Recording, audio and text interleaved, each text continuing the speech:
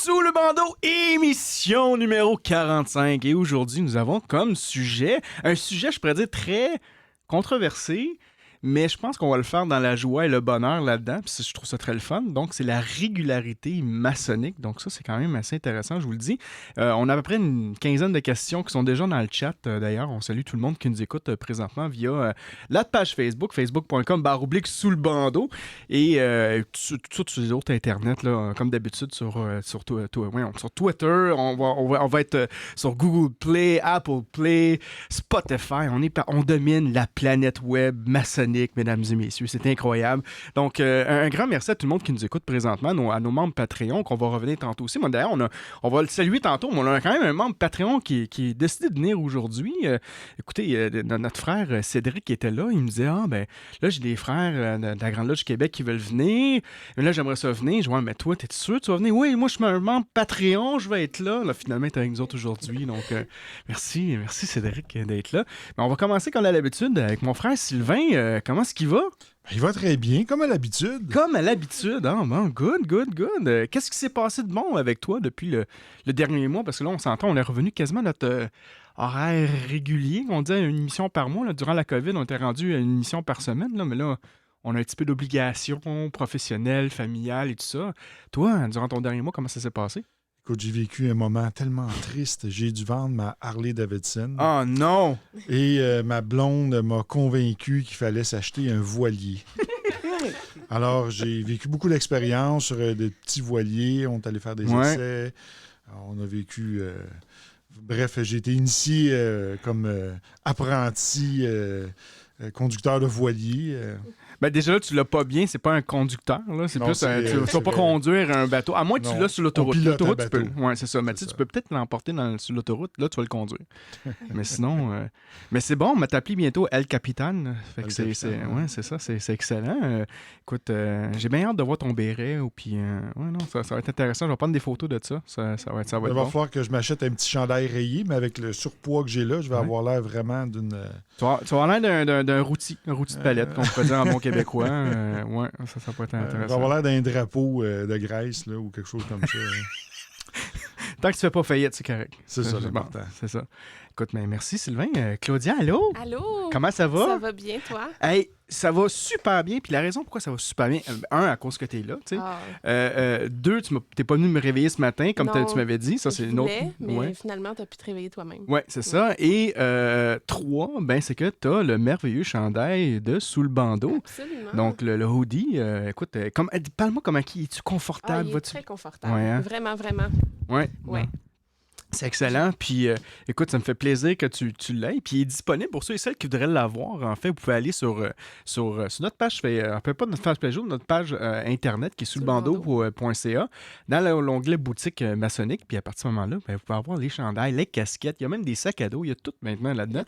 Puis, on fait pas une scène là-dessus. Il n'y a aucun profit. Je pense qu'on fait $1, je pense peut-être par unité. Là. Mais c'est vraiment pour ceux qui veulent supporter l'émission puis le présenter un peu partout. Ça fait toujours plaisir. Puis moi, tu vois, moi aussi, j'ai mon hoodie. J'ai plein d'autres choses qui s'en viennent, des casquettes et tout ça. Là. Je me suis commandé le kit au complet là, pour bien me représenter l'émission. Tagué sous le bandeau. C'est ça, un gros tag sur le bandeau. Là. Tu vois, comme ce chandail-là, présentement, il est pas mal effacé. On est quand même un samedi matin là, pour moi. Là, fait que je suis quand même habillé comme ça, mais... En mou, exactement, en mou. Et, mais éventuellement, je vais avoir tout mon autre équipement sur le bandeau je pourrais reporter très fièrement. Très fièrement. Oui, c'est ça. T'attends. Yes, sir. Donc, merci Claudia. À toi. On a nos invités de la Grande Loge du Québec. Écoutez, on a trois bons invités. En fait, on a un quatrième qui est caché à l'arrière que vous pouvez pas voir à la caméra. On l'appelle le gérant d'artistes de la GLQ qui est en arrière, notre frère François. Salut François, même si on t'entend pas, on te salue quand même. Donc, un grand merci d'être là. On a notre frère Marc. Comment ça va, Marc? Bien, toi? Oui, ça va super bien. Parle-nous à toi un peu, comment tu peux te présenter aux auditeurs de l'émission Sous le bandeau? Bonjour à vous tous, chers auditeurs, auditrices. Alors, je vous salue fraternellement. Alors, je me présente, Marc Normulus. En disant qu'on va le dire, je peux vous dire, c'est que je suis un fervent militant OK. de la franc-maçonnerie. Alors, je pratique la franc-maçonnerie depuis 23 ans. Wow. Alors, avec toutes les connexions, les contacts qu'on a eus, les rencontres avec différents frères à travers les hémisphères de différents pays, les personnes qu'on courtoie aussi. Alors, c'est ça qui m'a amené à découvrir et à connaître beaucoup d'autres personnes aussi. OK. Alors, c'est ça qui fait qu'aujourd'hui, je suis présent parmi vous sur l'émission Sous le bandeau à travers mes démarches que j'entreprends pour me régulariser à la Grande Loge du Québec. Ah, c'est fantastique, ça. Bien, bienvenue, mon frère. Un grand merci d'être parmi nous. Puis j'ai très hâte d'entendre cette histoire-là aussi, parce que c'est... là, je sais que j'avance un petit peu, mais moi, je suis un gars qui va oublier souvent mes affaires, là. Fait que, mais ça me fait penser beaucoup au processus de la Grande Loge Alpina en Suisse, qui est une grande loge qui est régulière, qui est reconnue par la Grande Loge Unie-Angleterre, qui reconnaissent quand même les maçons non réguliers à se régulariser. Donc, ils acceptent le processus puis ils le font eux aussi. Donc, c'est intéressant de voir ça maintenant que la Grande Loge du Québec peut faire ça aussi. Mais merci, mon frère, d'être parmi nous. On a aussi notre frère Sébastien. Bonjour. Comment ça va? Ça va bien et toi? Oui, ça va super bien, merci. Parle-nous de toi aussi. C'est quoi tes fonctions à la Grande Loge du Québec? Qu'est-ce que tu souhaites bon dans la vie? Pourquoi la maçonnerie? Pourquoi tu as choisi la maçonnerie aussi? Donc je m'appelle Sébastien, je suis grand grand maître de cérémonie à la Grande Loge du Québec. Qu'est-ce que je fais dans la vie à part la maçonnerie? Je suis banquier. OK. Et qu'est-ce qui m'a amené à la maçonnerie? Ma famille, en fait. Ah oui? Oui. Ah, wow, fantastique. Puis j'ai aussi amené ma famille à la maçonnerie, donc un peu du donnant-donnant. Ah, c'est bon, ça, c'est bon. Ça. Moi aussi, j'ai pas vraiment de membre de la famille en maçonnerie, mais tranquillement, je suis en train de lancer des perches pour être capable des années. Moi, je les ai aussi. tous maintenant. Ah, ça, c'est bon. Tous. Je vais prendre ta stratégie. Je pense qu'on va faire qu'on se parle par après pour qu'on regarde ça. Tous et toutes. Yes, sir. Merci. Hey, merci, mon frère. On a notre membre Patreon, notre frère Cédric. Comment ça va? Oui, je sais, hein? On te met le micro, là, tout de suite, il fige, là, ça n'a pas de sens. Salut, Comment ça va? Ça va bien? Oui, ça va bien. Toi? Ça va bien, merci. Ouais, écoute, mais merci d'être là aujourd'hui. Je sais que pendant on s'est parlé un peu en privé avant l'émission, il y a quelques jours de ça, puis entre autres, tu as quand même pas mal de projets sur lesquels que tu travailles, dont un qu'on pourrait peut-être parler rapidement, la Fratlink aussi. Parle-nous de ça un peu. Fratlink, en fait, c'est un projet, c'est une application mobile qui va servir à la communication des frères, des sœurs, tous les maçons dans le monde. On certifie que la personne est un maçon par sa grande loge. Fait que peu importe la grande loge, c'est régulière ou irrégulière, on travaille avec les grandes loges pour certifier que la personne est réellement maçon initié. Puis c'est une plateforme de communication, puis en même temps, c'est aussi un outil de recherche. Je me cherche un comptable, je vais faire affaire avec un maçon, mais je peux faire une recherche par compétence, puis je vais trouver par compétence un comptable qui est maçon. OK. C'est un projet en développement. On a commencé à mettre la plateforme là, en ligne là, fin juillet, début août. Ça va bien, mais ça va prendre un plus gros bassin pour être capable de faire les périodes de tests puis de phases, là, toutes les 3 phases de tests là, qu'il faut faire au début. Mais ça va bien dans le développement. OK. Puis à la date, vous avez combien d'utilisateurs? Sais-tu combien d'utilisateurs vous avez? C'est pas énormément parce qu'il n'y a pas beaucoup de visibilité. C'est nouveau. Il me semble qu'on a une trentaine de personnes au Québec. On a quelques applications en Ontario, puis un en Angleterre. OK. Mais tranquillement, là, l'équipe travaille là, sur le développement puis le plan d'affaires pour être capable d'être plus large dans le monde. Mais ça ne donne rien d'avoir une personne en Angleterre si elle ne peut pas parler avec personne. Ouais. Fait qu'il faut être capable d'offrir le service. Puis on s'en vient avec ça tranquillement. Là. Puis c'est une OSBL. Ouais. Fait que dans le fond, vu que c'est une OSBL, les profits sont réinvestis dans la plateforme. Puis s'il y a des profits qui se dégagent autres, bien, ils sont réinvestis dans la communauté. Ouais. Ah, c'est fantastique. Puis je pense que ce projet-là, c'est notre frère Raymond aussi Raymond Nadeau, qui avait parti cette initiative-là. Puis je sais qu'au départ, il y avait un autre projet qui était la Fratbook. Puis je pense que ça a tombé. C'est le même média qui a évolué dans le temps. Là. Raymond a commencé ça il y a une dizaine d'années. Ouais. Puis ça a évolué dans le temps. Puis là, il s'est associé avec d'autres personnes. C'est devenu Fratlink. Mais c'est appelé à changer. On l'appelle maintenant projet Fratlink parce que justement, ça évolue. Puis c'est pas quelque chose de complètement terminé puis complètement fermé. Ouais. C'est ouvert à plusieurs changements, à plusieurs améliorations.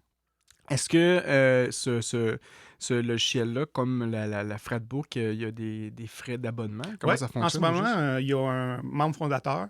C'est 60$ pour 3 ans. OK. Ça a l'air gros quand on compare à Messenger ou des choses comme ça, mais quand on connaît toute l'opération qu'il y a derrière ça, au niveau des serveurs, l'amélioration, c'est une application, fait que il faut faire les modifications avec des programmeurs. Ouais. C'est peu. En ce moment, il n'y a aucun profit qui est dégagé. Là. Tout est réinvesti 100% dans la plateforme, OK. qui est évolutive. OK, c'est intéressant. Puis, tu sais, là, on parle de 60 par année, pour 3 ans. Fait que c'est évidemment, C'est 1,50 par jour. c'est ça. C'est 1,50 par mois. par Ouais. mois, tu sais. Fait que c'est quand même pas si pire, là, on s'entend. C'est pour encourager quand même une OSBL. Puis en même temps, c'est un projet de maçonnique. Tu sais. Fait que c'est quand même intéressant pour 60 là, pour 3 ans. Là. Donc, bon, ben, c'est parfait. On pourra mettre le lien là, prochainement là, sur la page Facebook là, de l'émission Sous le bandeau, là, sur l'émission 45. Puis on pourra partager ça un petit peu tout le monde. Mais excellent. Oui, vas-y. Non, c'est ton micro, vas-y. Alors, j'allais repousser vers Sébastien. Ah. Non, on n'a pas fini avec toi, Cédric. Là. On n'a pas fini avec toi. Là. Non. Mais toi, sinon, parle-nous un peu de toi encore, justement. Non, je finirai pas avec toi, je te dis. Je vais te rester encore un autre 5 minutes là-dessus. Là. Mais parle-nous de toi. Pourquoi tu as choisi la maçonnerie? Qu'est-ce que tu fais en maçonnerie? À la GLQ aussi? Parle-nous un peu de toi. Ben, en fait, qu'est-ce que je fais en maçonnerie en ce moment? J'ai plusieurs chapeaux. Là. Je suis sur le comité des relations publiques du Grand Maître. Donc, on s'occupe sur tout ce qui est diffusé sur Internet, autant pour le public que les maçons entre eux ou les maçons sur leur page personnelle. Ouais. On s'assure que les choses sont quand même conformes à ce qui devrait être. Là. Il y a des politiques qui s'en viennent là, au niveau des réseaux sociaux là, pour que les gens se comportent en maçon autant dans leur vie privée que dans leur vie maçonnique. Ouais. C'est l'image de tout le monde. Là. Si tu te promènes avec une casquette avec un équerre et un compas, puis que tu danses tout nu sur des tables dans un club, les gens tout de suite vont associer le maçon à la maçonnerie avec l'individu. Écoute, si c'est le pire qui peut arriver, c'est quand même fantastique. Parce que si on décide d'associer un maçon à un gars tout nu qui danse sur une table, comparément à étrangler une chèvre, Ah, ça c'est je clair. vais prendre le gars qui danse tout nu sur une table. par Mais je vais exemple. te dire une affaire, François Baudry n'est pas très, très cute tout nu. On salue François. Je comprends là, pourquoi tu veux censurer ça. C'est un message à François. Fait que c'est parfait. Non, mais c'est peut-être un bon petit segue avant qu'on aille. Parce que d'habitude, on fait toujours à peu près une quinzaine, vingtaine de minutes avant de faire de parler vraiment dans le vif du sujet. Puis justement, je pense que ça arrive pas mal dans toutes les obédiences de voir des frères et sœurs qui vont peut-être exprimer certains messages ou certaines opinions ou certaines choses publiquement quand ils pourraient peut-être être un petit peu plus discrets. Vous autres, ça veut dire que vous voyez ça quand même souvent aussi de votre côté? On est un groupe, on est une équipe, on est sur Ouais. plusieurs plateformes. Puis, tu sais, le message, en fait, il est super simple. Là. C'est si tu t'affiches, tu te comportes en maçon. Ouais. Si tu t'affiches pas, ça t'appartient. Ouais, c'est ça. Fait qu'à partir du moment où tu dis « moi, je suis un franc-maçon Ouais. », ben, tu dois te comporter comme tel parce que c'est l'image de la franc-maçonnerie au complet. Que tu Ouais. sois maçon régulier ou irrégulier, les gens font pas la différence entre un maçon régulier ou irrégulier. Ouais. Que ce soit un maçon de n'importe quelle obédience, s'il fait des niaiseries, ben, c'est la maçonnerie au complet qui mange Ouais. une claque. Ouais. Est-ce que ça va même à un point que vous... on parle pas de censure. Je pense pas que c'est nécessairement la censure, parce qu'on dit justement c'est de se présenter, c'est d'être comme un maçon, finalement. Tu sais. Ah, tout à fait. Nous, en maçonnerie, de notre côté, on dit toujours qu'on ne parlera pas de politique puis de religion. Est-ce que c'est le genre de choses même que vous allez demander à vos membres nécessairement de Pas contrôler? nécessairement, parce que ça reste quand même leur vie privée. Par contre, il ne faut pas être radical, il ne faut Ouais. pas être agressif. Tu sais, je prends pour exemple, si tu appuies le Parti libéral, tu as le droit. Ouais. Mais si tu te mets à descendre les autres partis puis à être tranchant dans tes propos, c'est une autre histoire. Donc, tu sais, on demande aux gars, puis au niveau de la Grande Loge, là, on leur demande d'agir correctement. Puis, c'est arrivé quelques reprises à date, là. Puis, généralement, c'est le grand maître qui t'appelle chez vous puis qui te dit bon, mais regarde, si tu t'affiches, tu te comportes comme un maçon. Puis, si tu veux pas te comporter comme un maçon, mais t'enlèves tout ce qui est référence à la maçonnerie sur ton profil. Là. Ouais. Est-ce que chez vous, il y en a beaucoup qui s'affichent? Est-ce que c'est quelque chose de commun? Oui. Il y en a énormément que ça leur dérange absolument pas là, d'être sur le board, là, comme on dit. Là. Les casquettes, les chandails, les photos de loge. Ça, des fois, c'est problématique aussi. On ne veut pas qu'il y ait des photos qui soient prises en loge. C'est sûr que si tu te prends en photo tout seul, assis sur un siège en loge, ça n'implique pas personne. Mais c'est arrivé à quelques reprises là, qu'il y a des gens qui avaient pris des photos en loge puis que c'était pour eux autres, puis ça s'est ramassé sur le profil. Ouais. Oui, ton profil est privé, mais quand il y a des mises à jour, des fois, tu tombes public, puis là, ben, c'est tout le monde qui a accès à ça. Fait qu'on dit, si tu veux prendre des photos, prends des photos de toi ou prends des photos avec des gens qui sont d'accord à être pris en photo avec le risque. ça fait quand même partie d'un des éléments les plus importants en maçonnerie, c'est la discrétion. Ouais. Puis pour moi, ça, c'est une discrétion maçonnique qui n'est pas respectée. Là. Puis j'en ai vu moi aussi. Là. Moi, j'ai vu des photos de maçons, là, en fait, sur Facebook. Le gars, il est carrément en soute complet, en soute d'astronaute. Là, il y a tous les morceaux, là, les gantelets, je sais pas comment le dire en français. Là, les bidules là, tu mets sur les coffres. Coffre, bon, c'est ça. Moi, je dis en tout cas, en anglais, gauntlet, mais le sautoir, tout ça, puis il était fier de dire je suis maçon. Ah, ok, bon, ben parfait, on va y parler. Je commence à le tuiler, il est pas capable de me répondre à aucune question de tuilage, tu sais. Mais pourquoi tu te présentes comme ça? Arrête, l'apparence, c'est pas important, tu sais. Puis c'est triste des fois de voir ce genre de choses-là, puis surtout en loge, tu sais. En loge, nous autres aussi, on dit qu'on laisse nos métaux à l'extérieur du temple, mais un téléphone, c'est un métaux aussi, tu sais. Fait que, qu'est-ce que tu veux représenter? C'est pourquoi? Tu sais, c'est quoi le vrai raisonnement, tu sais, t'as pensé en arrière de ça, qu'est-ce que tu as besoin de reconnaissance, de quoi? T'es fier d'être maçon, fantastique, mais pourquoi tu veux le montrer, tu sais? Ouais. Ça sert à quoi de montrer que t'es... Tu sais, il faut pas non plus limiter les gens personnellement dans leur choix, parce qu'en même temps, si l'individu se comporte bien, c'est une promotion à la maçonnerie. Si visiblement la personne se comporte bien, puis en fait, se comporte comme un franc-maçon, puis est habillé comme un franc-maçon sur sa page Facebook, c'est le nouveau vénérable, il est dans sa chaise, il a ses apparats, mais il se comporte comme un maçon tout le temps dans sa vie, puis sur Facebook, il est impeccable. Il n'y a personne qui va être contre ça. C'est de la publicité un peu, si tu veux, c'est de la promotion de la maçonnerie. Les gens vont poser des questions, vont s'intéresser, puis ça nous amène des nouvelles personnes qui vont vouloir intégrer. Oui. Mais tu peux pas, comme tu disais tantôt, c'est à la base, là, je peux pas prendre une photo avec moi puis Sébastien, la publier partout, puis lui, il est pas au courant, là. Ouais, c'est ça. Oui, on l'a pris ensemble, il pensait que c'était pour nous deux parce qu'on partage un moment puis c'est le fun. Mais si après ça, moi, je me ramasse avec lui puis moi sur la photo partout sur les réseaux sociaux, c'est sûr et certain que là, je pense qu'il y a un problème maçonnique. Oui. Puis autant, ça, c'est un excellent exemple. Autant dans un autre exemple, puis je vais aller bien direct aussi, mais avec la situation qui est arrivée il n'y a pas longtemps avec Georges Larac. Le frère Georges qui avait la photo de lui avec votre très respectable grand-maître, là, Marc David. Puis la photo est super belle. Mais il a laminé ses réseaux sociaux. Là. C'est ça, elle était exactement. Fait qu'il y a l'autre côté aussi, puis jusqu'à un point qu'il y a une femme, je me souviens plus c'est quoi le nom de cette femme-là, mais je m'excuse de le dire comme ça. C'est un faux profil. Mais c'est une folle. Pour moi, c'est une folle, là, cette fille-là. Je pense pas que c'est un faux profil. Je pense c'est un faux profil. C'est un faux profil. On a fait des recherches. Bon, ben, OK, d'abord, c'est un fou en arrière de ça. Mais tout ça pour dire que, tu sais, le fait les gens aussi vont vouloir démoniser la maçonnerie, ça arrive encore aujourd'hui.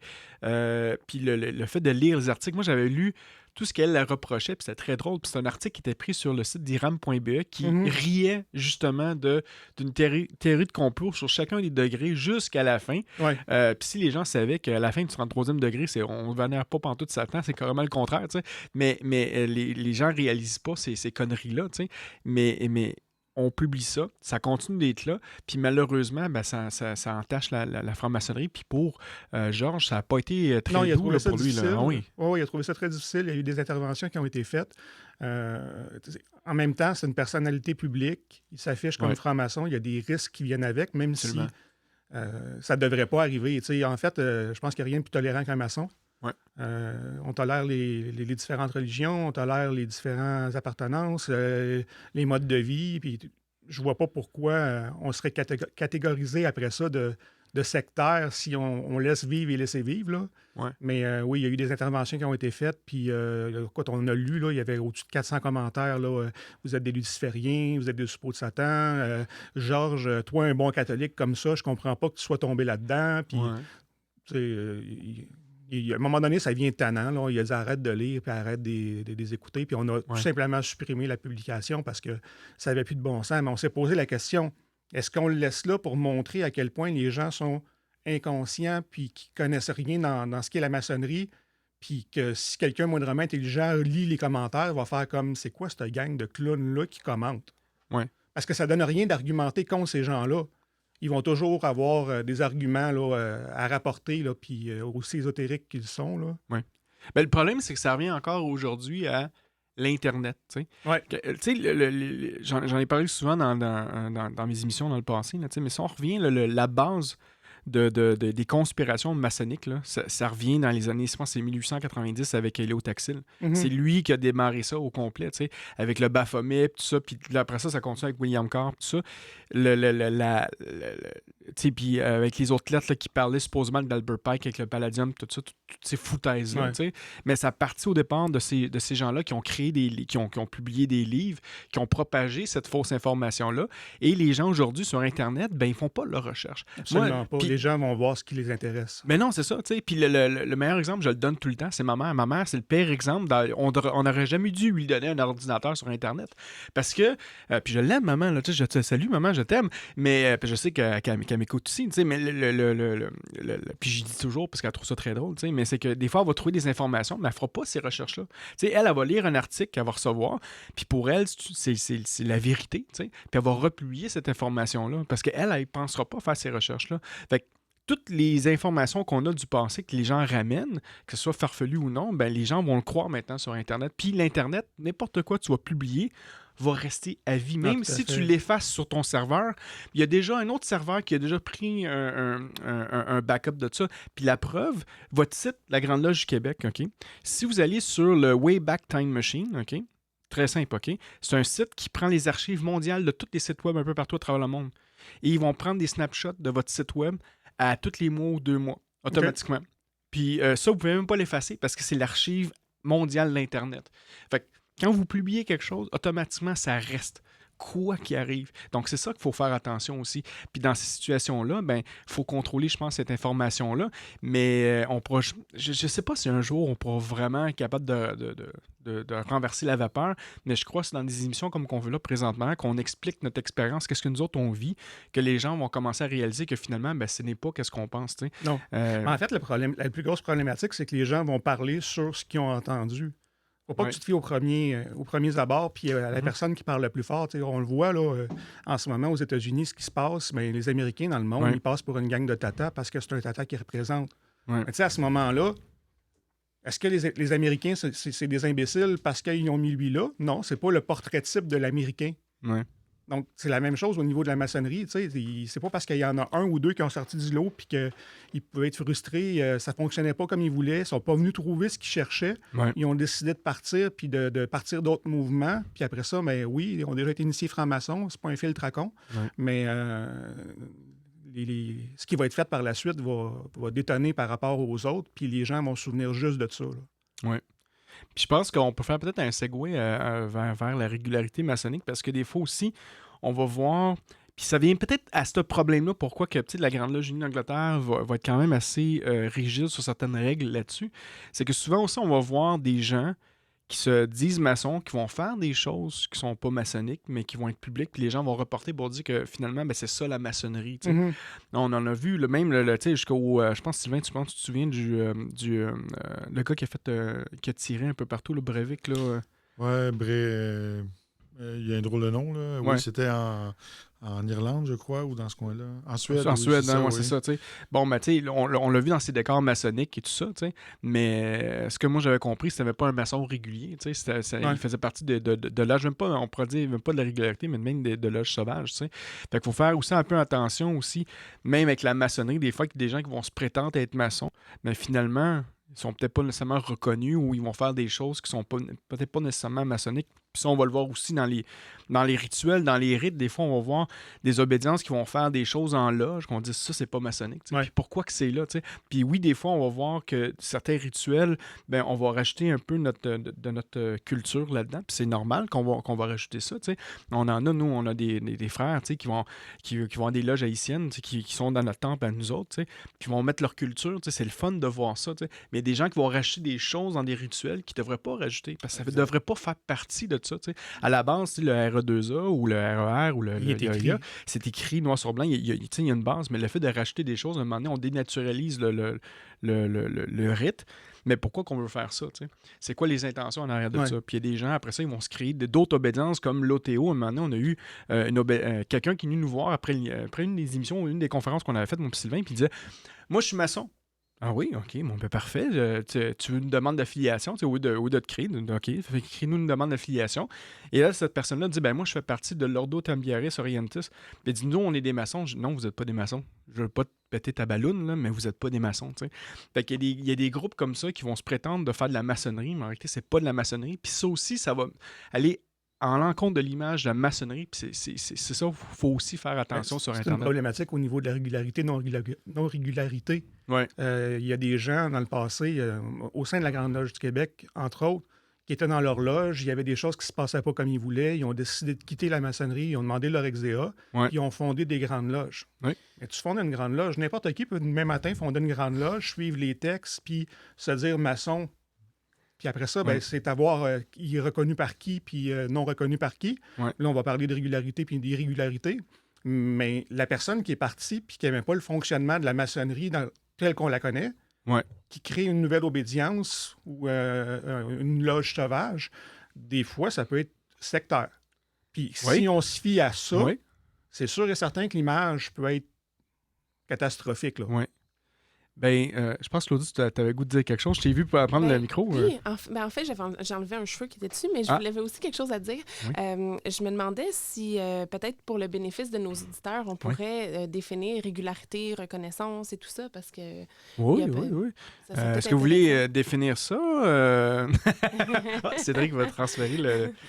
Sinon, je pense que ça va aller au gérant d'estrade en arrière. Là. Je pense qu'on est rendu là. Ben, sinon, Sébastien, tu pourrais-tu nous définir ça, un peu la régularité et tout ça? Écoutez, la régularité, c'est une méthode de travail, la manière Ouais. dont vous pratiquez vos rituels, alors que la reconnaissance a plus rapport avec la reconnaissance par les autres grandes loges et la reconnaissance d'une autorité par territoire. Ouais. Donc, par exemple, nous, on appartient à la Grande Loge du Québec, on appartient à ce groupe de grandes loges qui est reconnu par la Grande Loge unie d'Angleterre. Ouais. Donc ça, c'est notre reconnaissance. Et on travaille d'une manière régulière, mais c'est deux choses différentes. Je suis d'accord avec ça. Toi, Claudia, qu'est-ce que tu penses de tout ça? Ben, je suis d'accord aussi, certainement. Moi, j'ai... pour revenir peut-être avec Cédric, tantôt, quand on parlait justement de gens qui ont donné leur exéa pour créer une obédience. Tu sais, il y a quelque chose aussi qui est important, il faut comprendre aussi. Oui, tout le monde peut décider de dire, moi, d'un matin, là, bon, on se part une grande loge. Hein. Je veux dire, chacun, on a une loge, là, on se part une grande loge, c'est fait, merci, bonsoir. Mais ça fonctionne pas comme ça, justement. Quand tu parles de régularité puis d'être reconnu, tu sais, il y a des choses, il faut que les gens comprennent aussi. Là, tu sais. Puis souvent, le gros problème qu'on a maintenant au Québec, tu sais, au Québec, tu sais, à part la Grande Loge du Québec, peut-être la Grande Loge Génie aussi, il y a peut-être à peu près une dizaine d'autres pseudo ou des grandes loges. Il y a le Grand Orient du Québec aussi qui est maintenant reconnu par le Grand Orient de France et tout ça. Mais à part ça, je dis, il y a beaucoup de gens, il y a eu tellement d'essaimages, il y a tellement eu de séparation que bon, ben, il y a du monde qui crée des grandes loges, mais ils ont des aspects qu'ils n'ont pas. T'sais. Pour être reconnu et être régulier, vous devez avoir vos lettres patentes. T'sais. Puis c'est rare, là, les loges, les grandes loges qui ont des lettres patentes, je peux vous dire, là, c'est extrêmement rare. Là, à part la Grande Loge du Québec, la Grande Loge Génie, nous, on l'a eu du Suprême Conseil d'Italie et tout ça. Là, on a quand même nos reconnaissances là, un peu partout à l'international. Mais puis le Grand Orient du Québec que ceux du Grand Orient de France. Sinon, le restant, ils n'ont pas ces patentes-là. T'sais, habituellement, une patente, c'est que c'est une obédience reconnue, va t'émettre une lettre pour être capable d'opérer. T'sais. Mais les gens vont décider de créer des obédiences sans avoir ces reconnaissances-là. Puis c'est là que ça vient un problème. T'sais. Même s'il faut 7 mètres pour faire une loge, mais il faut quand même avoir une reconnaissance d'une autre entité qui était reconnue aussi pour être capable de faire ces opérations. Puis c'est ça qu'on a comme problème aujourd'hui. Là, donc les gens vont se créer des loges, ils vont se créer des grandes loges, sans nécessairement avoir de reconnaissance. Puis après ça, ils vont aller chercher la reconnaissance. Fait que, tu sais, c'est comme le cycle contraire, là, tu sais.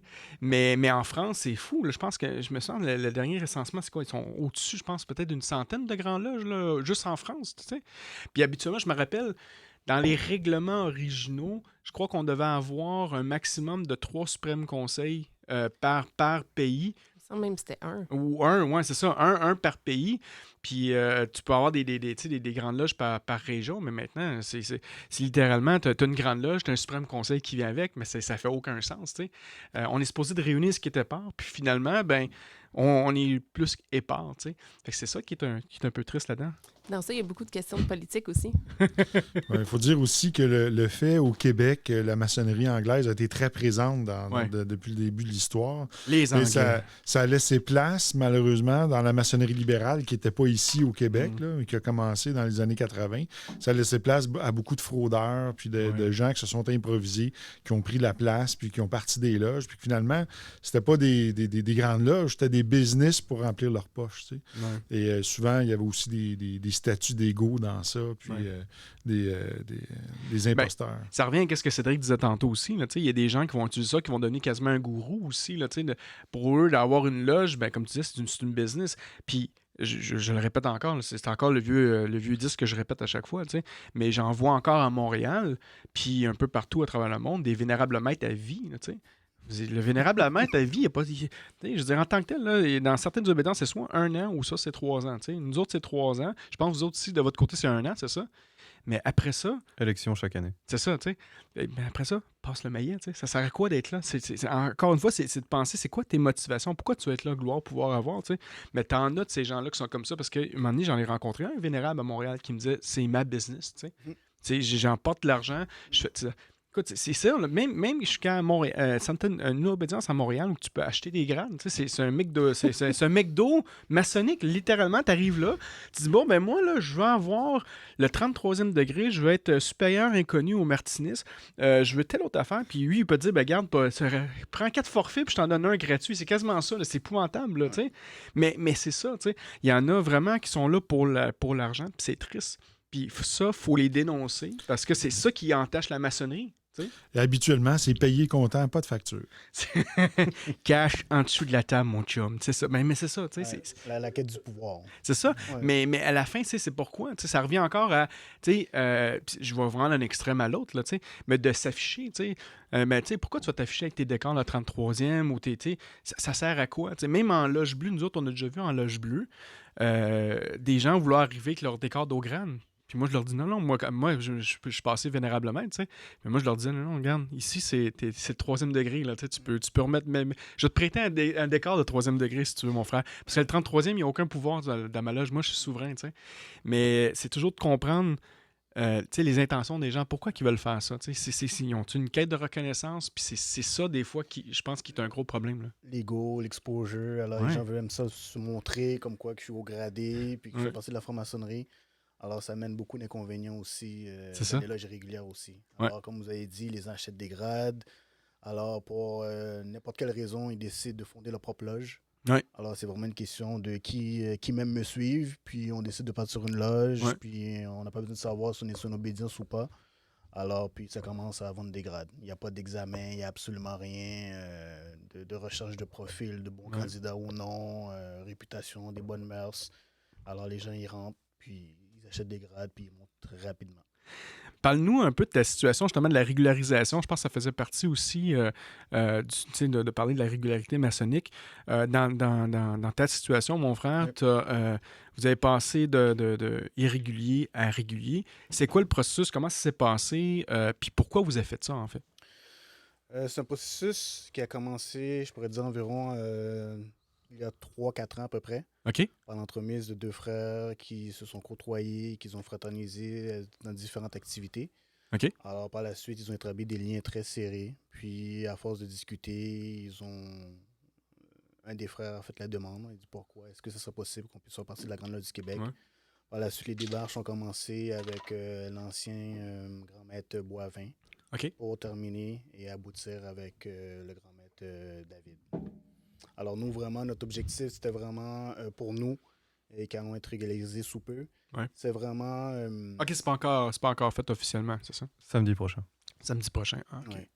Alors, Fait qu'il y a encore des chances de aller vous visiter là, avant d'être régularisé. Hey, c'est bon, ça. Pouvez-vous faire une tenue juste le vendredi avant pour dire qu'on était là, puis après ça, on peut switcher? Je m'excuse, mon grand Manitou en arrière. Mais oui, c'est mon frère. non, c'est vraiment dans le sens propre du mot, se régulariser, pour s'assurer d'avoir vraiment une structure plus formelle. Parce que vraiment, l'inconvénient des loges régulières, c'est que les gens faisaient ce qu'ils voulaient. Ouais. Alors, le dirigeant, celui qui, on va dire, qui a parti le projet, il se croit roi et maître. Alors, il fait ses propres règlements, puis il dit, regarde, si tu m'aimes pas, il y a d'autres loges. Ouais. Alors, il mettait des gens dehors facilement pour X raisons.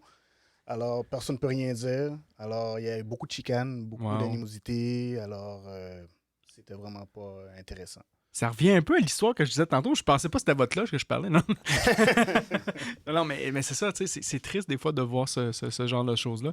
Pour moi, c'est bien. Fait que là, à partir de ce moment-là, ça va être un changement de vie pour vous autres? Ça va être, selon toi, c'est quoi les premières adaptations que vous devez faire en tant que nouveau membre régulier de la Grande Loge du Québec? C'est vraiment s'assurer qu'on puisse vraiment respecter les règlements. Ouais. Parce que nous, on avait l'habitude de fonctionner comme qu'on voulait en tant que tel. Ouais. Alors, on avait une latitude quand même assez large. Alors, là, maintenant, il va être restreint. OK. Alors, la beauté de la chose, c'est qu'au moins, on va être reconnu au point de vue mondial, international. Ouais. Qu'est-ce qu'on n'avait pas auparavant. Lorsqu'on côtoyait différents frères, puis on demandait, OK, t'es quelle obédience? On ne va pas passer d'obédience, une loge sauvage, une loge irrégulière. Ouais. Alors, il y avait beaucoup de divergences d'opinion. Mais là, maintenant, la beauté de la chose, c'est qu'on va vraiment on va finaliser notre cheminement maçonnique. Parce qu'avant, il y avait beaucoup d'interprétations, il y avait beaucoup de spéculations. Ah oui, qu'est-ce que la Grande Loge du Québec fait? Oui, voici qu'est-ce que j'ai lu. Voici il y a beaucoup d'interprétations. Alors là, maintenant, on va vraiment centraliser vraiment l'information, puis avoir la bonne façon de faire, la bonne manière, puis pouvoir continuer à évoluer. Est-ce que c'est un signe aussi d'humilité de votre côté de dire, bon, ben peut-être qu'on a mal fait les choses dans le passé, puis maintenant, on va se remettre dans le droit chemin? On avait essayé dans le passé de se régulariser avec la Grande Loge du Québec. Il y a eu beaucoup de pourparlers. Ouais. Alors, c'est sûr que avec, comment je peux dire ça, les règles et les principes qui étaient très rigides de la Grande Loge du Québec. Ouais. Alors, on a eu beaucoup de comment je peux dire ça, on a été freinés par la force des choses. Alors, qui était très strict, comme quoi que non, on n'acceptait pas les maçons de loge irrégulière. Alors, puis par la suite aussi, avec une autre partie de frères qui ont décidé, ils disent, regarde, c'est la même chose. Alors, si la franc-maçonnerie est universelle. Alors, les rituels, il y a peut-être quelques petits changements à faire, à peaufiner. Ouais. Alors, on va se reculer, puis on va reculer, puis on va faire notre propre loge. OK. Je vois Cédric qui prend le micro, c'est moi qui veut dire quelque chose, mais juste avant que je l'oublie, là, Vas-y. il y a une question vraiment qui me brûle, c'est les lèvres, tu sais. Probablement que, je suis sûr et certain de ça aussi, que avant que vous deveniez régularisé, vous voyez des frères, peut-être des sœurs d'un peu partout qui venaient vous visiter. Là, maintenant, ils seront plus reconnus par votre loge.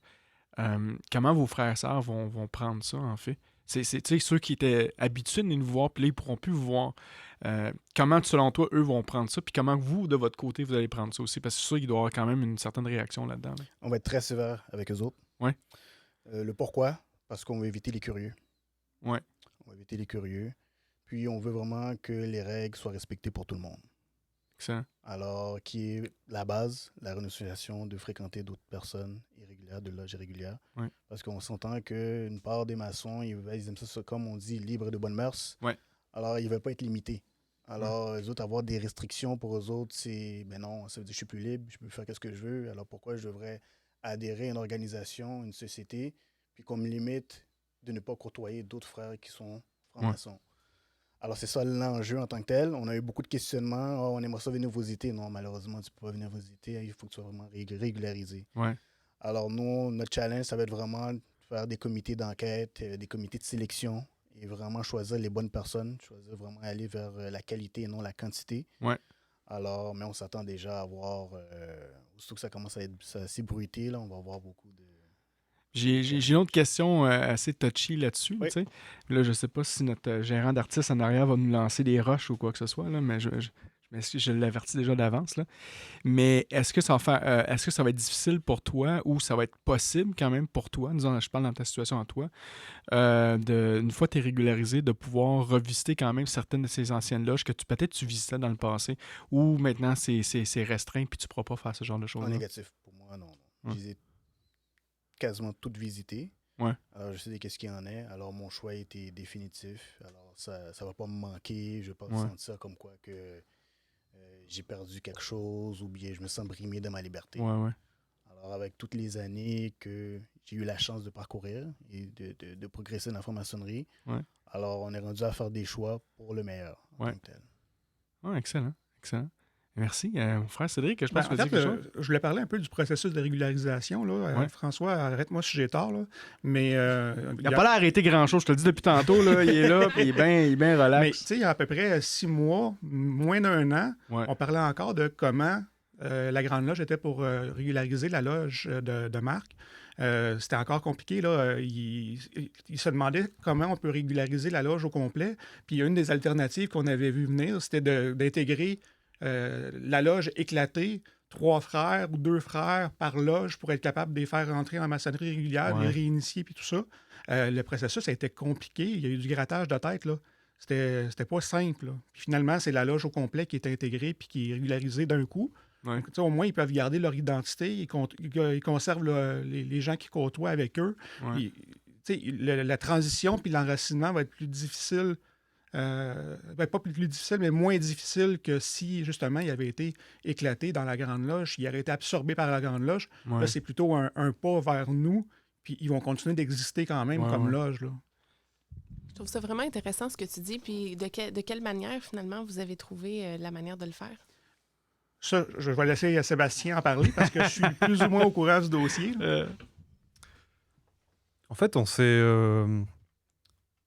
a 2 contraintes. On a une contrainte historique, mais on a aussi une contrainte par rapport à nos règlements internes qu'on appelle notre constitution. Donc nous, il fallait qu'on arrive à trouver un moyen d'accueillir cette nouvelle loge, tout en respectant notre constitution et en respectant les critères qui fait que la Grande Loge d'Angleterre nous reconnaît. Donc on est tout simplement allé voir du côté de l'Europe, du côté de la GLNF, du côté d'Alpina, comment ils fonctionnaient, puis on a adapté ça à notre constitution. Donc c'est vrai qu'au début, on a pensé à les intégrer petit à petit, puis il y a un passé grand maître qui n'était pas forcément pour le projet, mais qui nous a simplement fait remarquer qu'il y a 150 ans, lorsqu'on a créé la Grande Loge du Québec, on l'a créée avec des loges entières. Il nous a aussi fait remarquer que dans les old charge, c'est-à-dire dans les premiers principes de la franc-maçonnerie, le grand maître peut faire des maçons à vue. Le grand maître peut se permettre d'intégrer une loge en entier. Donc en fait, on a tout simplement refait le même processus qu'il y a 150 ans, lorsqu'on a accueilli la The Lodge Antiquity ou la Loge des Cœurs Unis il y a 149 ans. On a adapté légèrement grâce à l'aide, comme je vous ai dit, des rituels de la GLNF. On s'est aussi un peu inspiré des rituels qu'on peut voir dans l'obédience régulière en Belgique. C'est comme ça que ça s'est fait. Donc, grâce aux anciens devoirs, vous avez pu le faire sans modifier les constitutions, c'est ça? Ou vous avez dû apporter quelques amendements? On n'a pas dû apporter d'amendements à la Constitution. C'est un pouvoir du grand maître qui existe au moins depuis la création de la Grande Loge du Québec. Donc, d'après moi, depuis bien plus longtemps que ça. Je ne suis pas capable de vous donner la date d'écriture des Old Charge. D'après moi, ça doit dater d'entre 1717 et 1780 avec le Union Act. Mais c'est un pouvoir qui existe dans la franc-maçonnerie régulière et reconnu depuis longtemps pour le grand maître. On a décidé que c'était pas très constructif d'éparpiller. Puis comme vous avez dit tout à l'heure, on doit rassembler ce qui est épars. C'est notre but en tant que maçon de créer de l'ordre, de réunir les frères par leurs différences. Ouais. Puis comment ça va se passer, l'accompagnement? Parce que là, j'imagine que vous avez beaucoup de choses à transmettre, des choses qui se faisaient peut-être pas de la même façon auparavant et tout ça. Premièrement, il y a eu un énorme travail qui a été fait pour étudier le rituel que nos frères pratiquaient. Donc, on a convenu qu'après plusieurs sessions de travail et beaucoup de lectures, qu'ils travaillaient d'une manière régulière.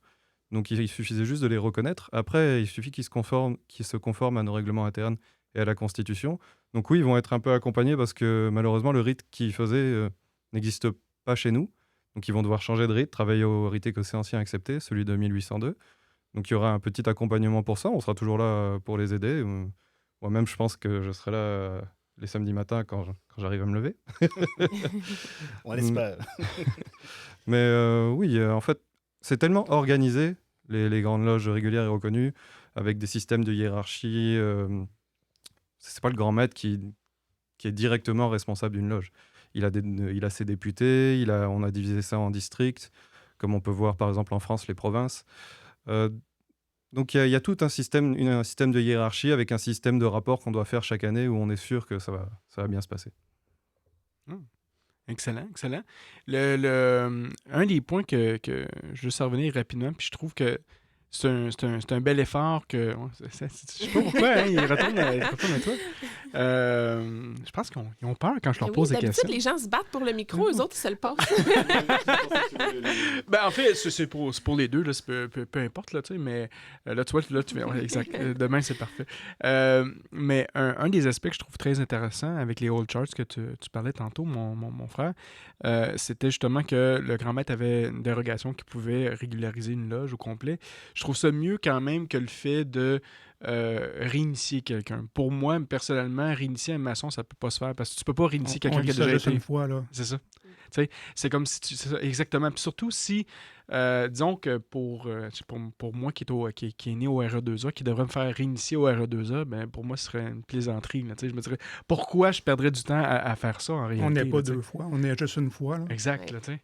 Puis par après, puis même, on va encore plus loin que ça. Disons qu'on est dans le même rythme, puis moi, j'ai déjà fait tous mes travaux, tu sais. Mais pourquoi faudrait que je recommence mes travaux? Là? Oui, ça peut être intéressant, j'ai peut-être des nouvelles pensées, mais ce ne sera pas les travaux. Quand on fait nos travaux, habituellement, l'apprenti qui va faire ses travaux, c'est qu'il y a une première vision, puis après ça, ce même outil-là, tout dépendant du degré, ben là, tu as des nouvelles visions qui viennent avec parce que tu as l'expérience. Donc là, de recommencer à zéro, de refaire ces travaux-là en même temps. En tout cas, moi, personnellement, si on devrait faire ça chez nous, je trouverais ça un peu dur. C'est un peu dire à la personne que qu'est-ce que tu as fait avant vaut rien. C'est de la... Ouais, c'est exact. Puis, en bout de ligne, c'est le même rituel, mais avec une constitution différente.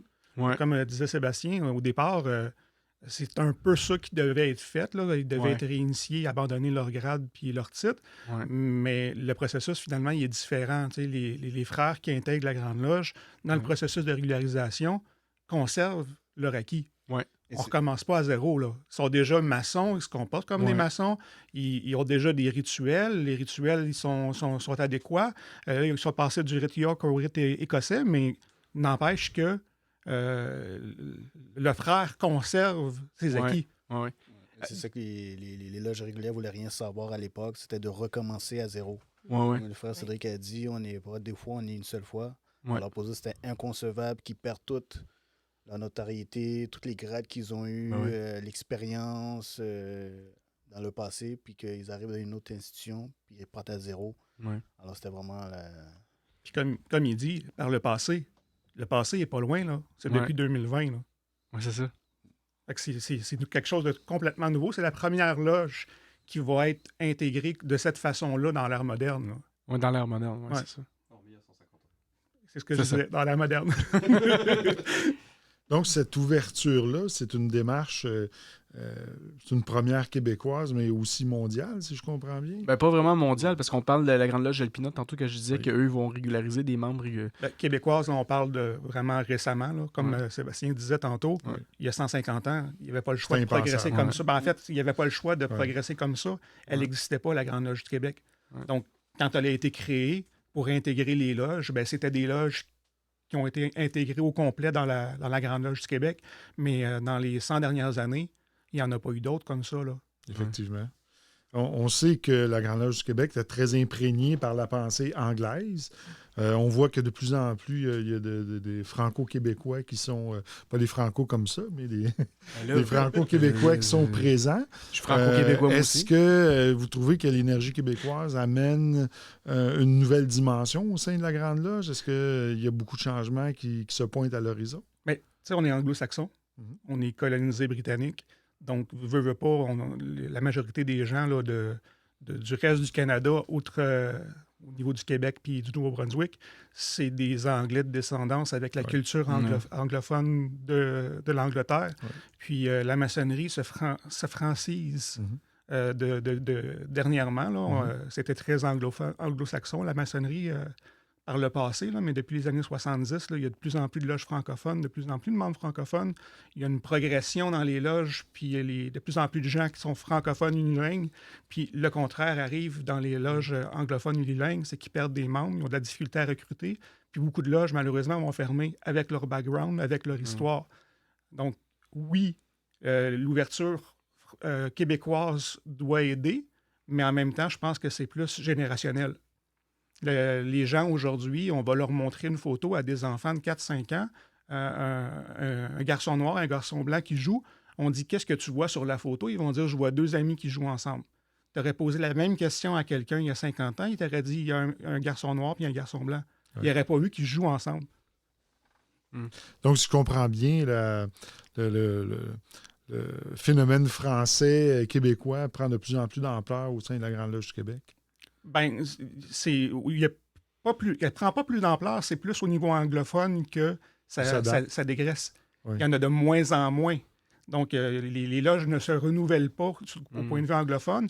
Oui, c'est plus difficile pour eux d'aller chercher des gens qui sont unilingues anglophones parce qu'il y a certaines loges qui vont s'adapter, qui vont devenir bilingues, mais c'est problématique quand tu as des unilingues français et des unilingues anglophones dans la même loge qui se parlent mais qui ne se comprennent pas. Donc là, ça devient difficile puis ça devient des irritants pour les gens. Puis je comprends le maçon qui a 90 ans, qui a tout le temps parlé anglais, qui a toujours fait son rituel en anglais, qui se retrouve avec des jeunes qui veulent faire ça en français. Ben, c'est pas parce que c'est un vieux grogneux, c'est parce qu'il a ses habitudes, puis à l'âge qu'il est rendu, ça ne tente plus de changer. Là. Il n'est plus là pour changer le monde, il est là parce qu'il est bien en maçonnerie, puis il veut faire sa maçonnerie à lui. Ouais. On n'a pas de nom. Non. Vite, Marc, une question pour toi. Puis c'est peut-être aussi Sébastien qui va peut-être répondre aussi. Pourquoi d'avoir passé du rite de York au rite RE2A? On n'a pas vraiment, comment je veux dire ça, rite York, parce que nous, qu'est-ce qu'on faisait aussi, plus précisément, on pratiquait le rite haïtien, Ouais, qui était le rite chassé-croisé. Alors, c'était un mix de rite York et le rite écossais. Il y a un peu de rite moderne, je pense aussi. Exactement. On appelle rite français. Exactement. Ouais. Alors, c'était comme... Ouais, vous l'appelez plus. Je suis désolé. c'est un mélange, alors qui Ouais. fait que le rite écossais ancien accepté, on le connaissait déjà en partie. Je comprends. En fait, c'est assez simple. Quand on a étudié leur rituel, le rituel du chassé-croisé, on a du rite York à la Grande Loge du Québec, mais en anglais. On l'a pas en français. OK.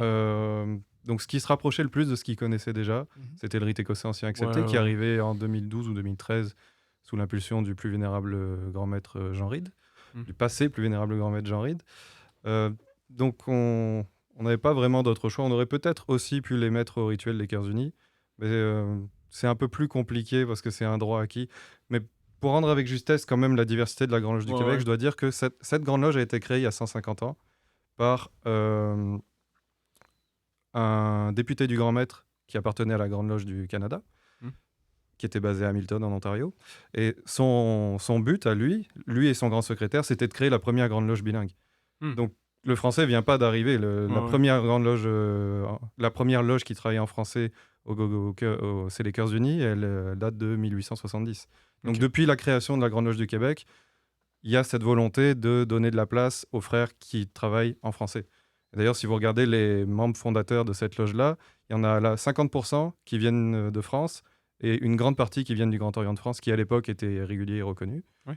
Donc ça s'est pas mal croisé dans les dates, parce que eux, 10 ans plus tard, ils étaient plus réguliers et reconnus, puis la Grande Loge du Québec l'était pas encore. Ok. Ça, c'est une autre histoire qu'on pourra, si vous voulez, je pourrais vous raconter plus tard. Vas-y. Bah, au début, la Grande Loge du Québec est créée par, comme je vous ai dit, un député grand maître de la Grande Loge du Canada, basé en Ontario. Mais cette Grande Loge voulait pas reconnaître la Grande Loge du Québec. Ah. Sauf que la Grande Loge du Québec avait les appuis de Grandes Loges américaines. Elle a été consacrée par des Grandes Loges américaines, régulières et reconnues.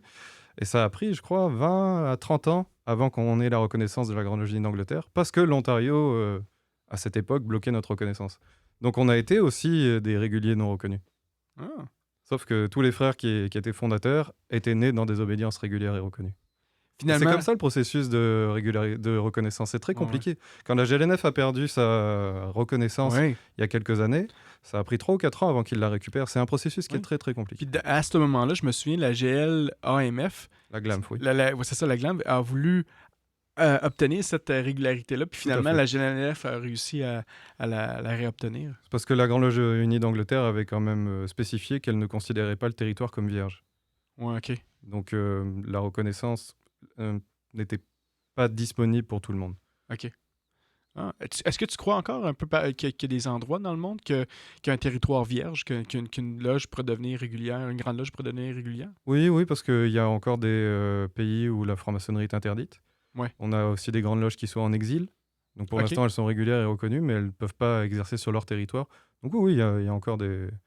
Puis là, on parle juste aux 3 premiers degrés pour les grandes loges. Ouais. Si je parle des hauts grades, il y en a encore plus. Oui, absolument. Excellent. On a des questions du public avant, là, parce que là, on arrive bientôt à l'heure. En fait, on est à 6 minutes de l'heure. On a quand même quelques questions. Je vais aller rapidement là-dessus. On a donc les questions du public, parce que nous, toujours avant l'émission, on demande toujours à nos auditeurs s'il y a des questions. C'est toujours super intéressant de les entendre. Donc, on a quelques questions, en fait, de notre frère Ronan, d'ailleurs, qui est un membre Patreon, on le salue, qui nous demande justement quelle est la nécessité de la maçonnerie régulière dans une société qui a évolué depuis 300 ans. Fait que si je vous pose cette question-là, qu'est-ce que vous en pensez?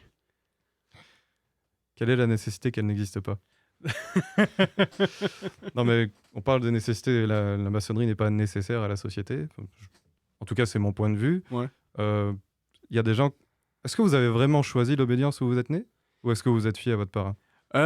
Ça, c'est une excellente question. Moi, je me suis fié à mon parrain, c'est sûr certain, qui m'avait recommandé. En fait, mon parrain n'est pas nécessairement la personne qui m'a référé à la maçonnerie, mais m'a rendu à mon parrain pour ça.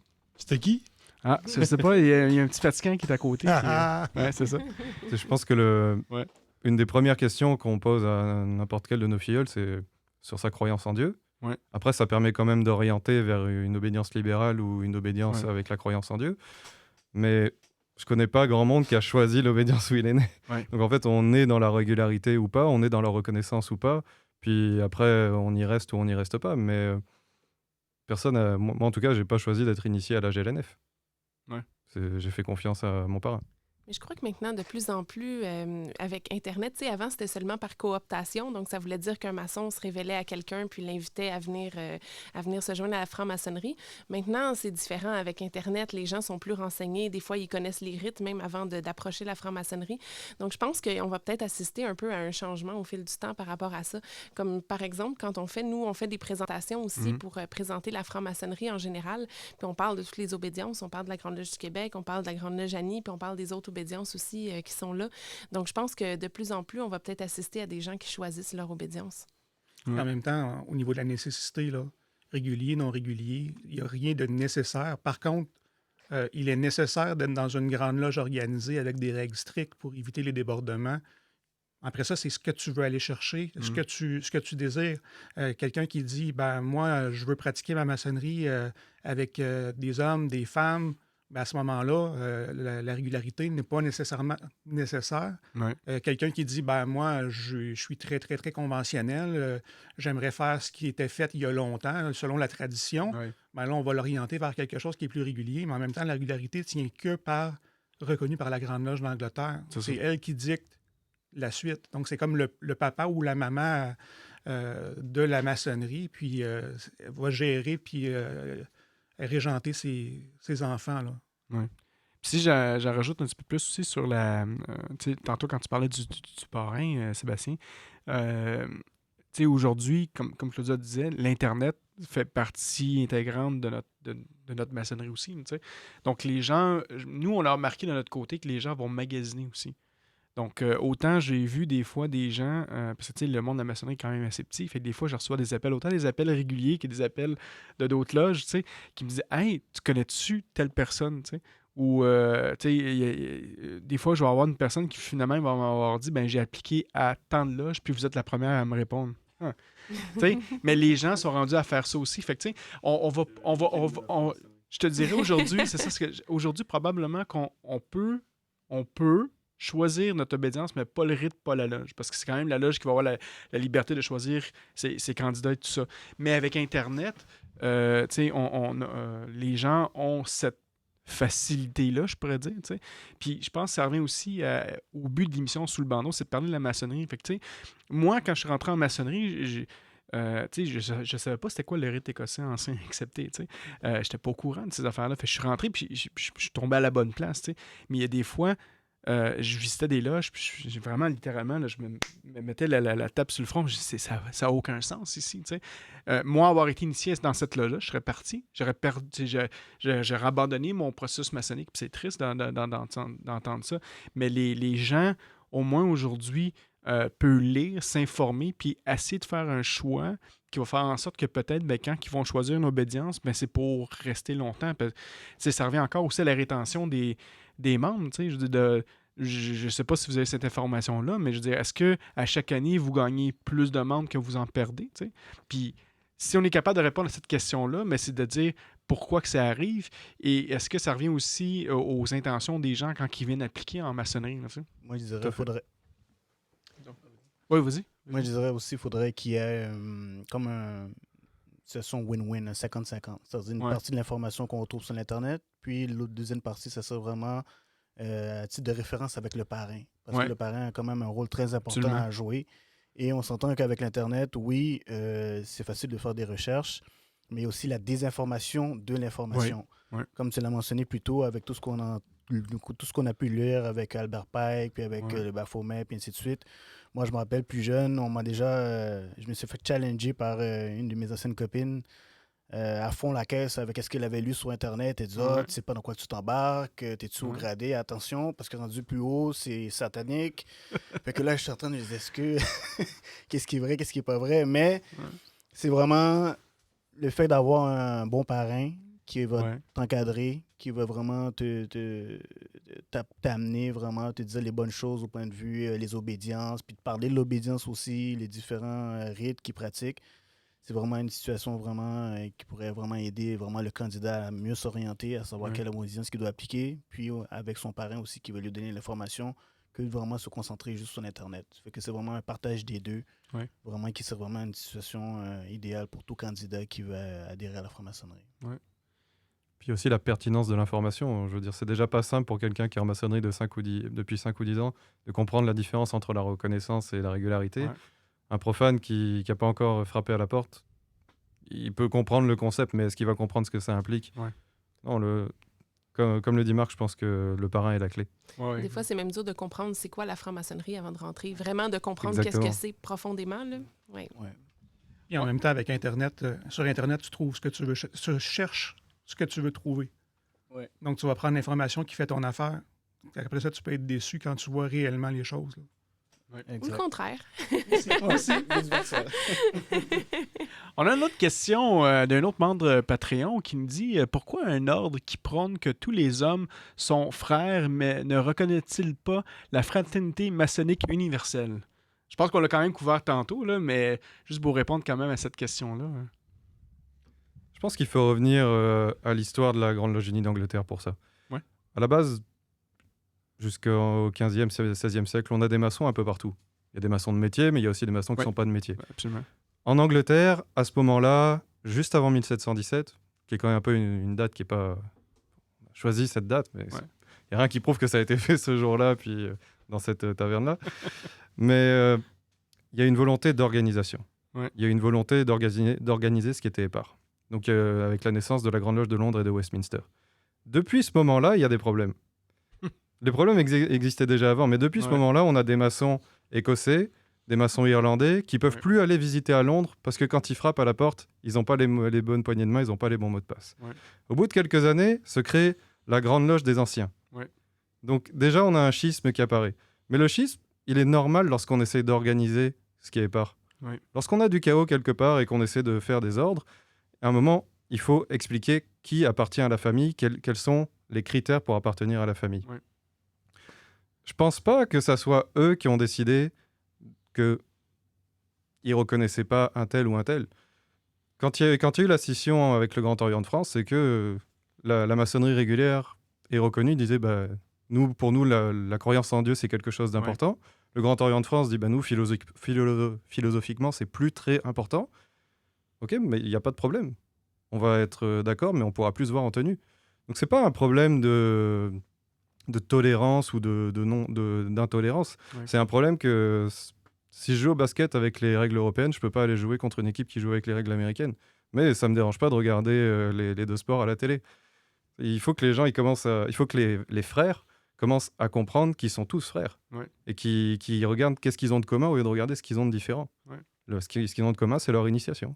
Mais il y a des fois, il va y avoir quand même des matchs entre les Américains, disons que les Européens, avec certains règlements. Fait qu'ils vont quand même C'est toujours les s'affronter. Américains qui mais ils gagnent, vont... c'est terrible. Mais en plus, donc, tu vois. Mais il y a toujours moyen de s'arranger. On va y aller aussi avec une dernière question, puis après ça, on pourra aller vers le tour de table là, pour la fin. Si être un franc-maçon est un être libre, pourquoi menacer l'exclusion d'un frère qui expérimente une loge non régulière? Ça, c'est peut-être un sujet chaud, mais vous en pensez quoi de ça, au juste? Est-ce que c'est des choses qui sont déjà arrivées à la Grande Loge du Québec ou c'est peut-être plus à l'international, peut-être côté de la Grande Loge d'Angleterre, qu'on a pu voir ça dans le passé? Moi, personnellement, je répondrais que c'est une question de contrôler aussi. Là. C'est une question, à l'époque, là, c'était pour limiter les déplacements, limiter la migration d'une loge vers une autre loge, les frères de voir des choses qui ne se passent pas dans leur loge, comment c'est fait ailleurs. Il y a des choses, au niveau de la régularité, là, oui, tu suis les landmarks, tu suis ce qui est fait à la Grande Loge d'Angleterre, mais peut-être qu'à l'autre loge à côté, il y a des choses qui font que c'est super bon ce qu'ils font, là. C'est des très bonnes choses. Mais si toi, tu vois ça, tu vas vouloir amener des changements dans ta Grande Loge, puis ta Grande Loge, mais elle est stricte, elle veut suivre les principes, puis elle veut garder sa régularité. Donc, tu ne peux pas amener ces changements-là, toi, personnellement. Donc, c'est une forme de contrôle, entre guillemets. Pas mal. D'après moi, là, personnellement, là, c'est mon opinion à moi. Là. Je parle pas pour personne. Et pour s'assurer aussi de maintenir les rituels de façon intégrale aussi, à cause des modifications que les gens puissent faire, que les frères puissent faire à travers, soit par connaissance personnelle ou bien juste du principe évolutif. Alors, eux autres, ils décident de changer les rituels. Alors, avec ce contrôle, alors, ça permettrait vraiment de s'assurer que les frères respectent le rituel de façon intégrale, sans aucune modification, à moins d'avis contraire du grand maître. Mais il n'y aura plus de petites touches personnelles. Moi, je deviens vénérable, fait que j'ai dit, OK, bon, j'ai lu tel livre, je décide qu'on va changer telle chose. Fait que ça vient que les rituels deviennent très dilués, puis ils viennent personnalisés par la suite. Fait que tu vas trouver un rite York, puis ça a tellement été modifié à travers les vénérables qui l'ont pratiqué, que c'est plus de manière intégrale. Donc, le contrôle, pour moi, il est important. Moi, je trouve ça intéressant, ce que vous dites en termes de garder la pureté des rituels. En même temps, moi, de la façon que je le vois, j'ai l'impression qu'il y a une distinction à faire entre la tradition avec un T majuscule et les traditions. Dans le sens que la tradition, c'est l'enseignement, c'est les mystères, en fait, qui sont cachés à travers la maçonnerie. Les traditions, c'est que, comme justement, c'est divisé en plusieurs rites, bien, ces mystères-là, ils sont un peu intemporels. Ils peuvent être transmis à travers de la symbolique. On pourrait regarder la nature et voir les mêmes mystères. Là, si on veut, on peut les trouver dans n'importe quelle symbolique. Donc, les traditions permettent de voir dans différents rituels les mêmes mystères qui sont là. Et en même temps, je me dis, ces mystères-là, selon moi, en tout cas de mon expérience, ont été si bien exprimés et cachés à travers tous les rituels que c'est presque impossible, même si on les dénaturait complètement, de ne pas les trouver.